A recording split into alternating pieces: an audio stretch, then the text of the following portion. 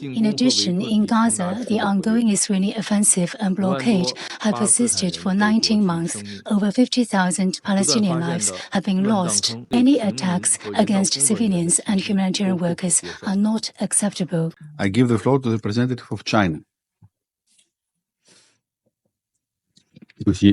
President, the issue of missing persons constitutes a critical dimension of the item, the protection of civilians in armed conflict. In 2019, the Council unanimously adopted Resolution 2474, reaffirming its unwavering commitment to international humanitarian law and setting out clear requirements for the prevention and resolution of the issue of missing persons. With escalated turbulence on the global stage and rising geopolitical conflicts in recent years, according to the statistics of the International Committee of the Red Cross, more than 56,000 new cases of missing persons were registered globally in 2024, the highest increase in 20 years. And the Resolution 2474 has not been effectively implemented. In addition, in Gaza, the ongoing Israeli offensive and blockade have persisted for 19 months. Over 50,000 Palestinian lives have been lost. Appallingly, mass graves continue to be uncovered. Countless innocent civilians remain buried under the rubble. In the Sudan, armed conflict has displaced over 11.6 million people, with the ICRC alone registering more than 7,700 missing persons. In South Sudan, nearly 100 humanitarian workers have been killed, and dozens more remain unaccounted for. In Haiti, rampant gun violence has led to frequently reported cases of missing civilians, particularly women and children.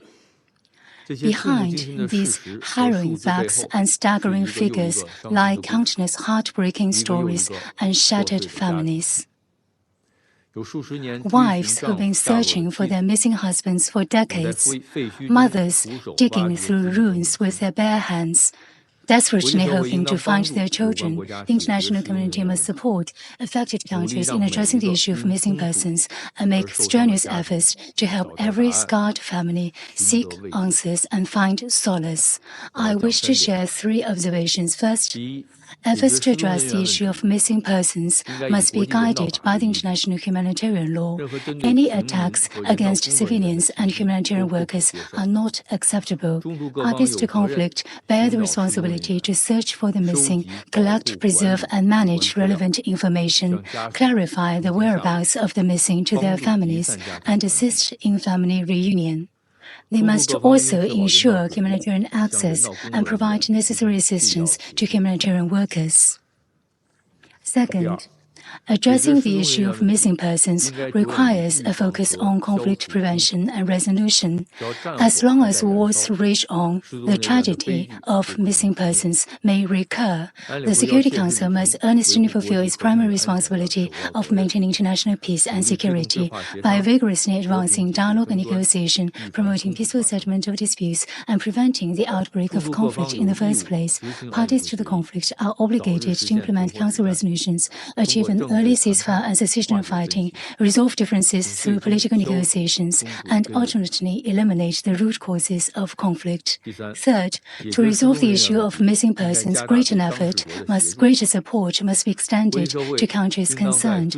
On the basis of respecting their national sovereignty, the international community needs to engage in information exchange and experience sharing with them, providing targeted assistance to strengthen their national capacities, including the use of advanced technologies to search for, locate, and identify missing persons. We support ICRC and other international organizations in carrying out their work with neutrality, justice, and independence, and in playing their active part in addressing the issues concerned. Lastly, China remains committed to working alongside the international community to advance the implementation of Resolution 2474 and to make unremitting efforts towards resolving the issue of missing persons in armed conflict. I thank you, President. I thank the representative of China for his statements. I now give the floor to the permanent representative of the Republic of Korea.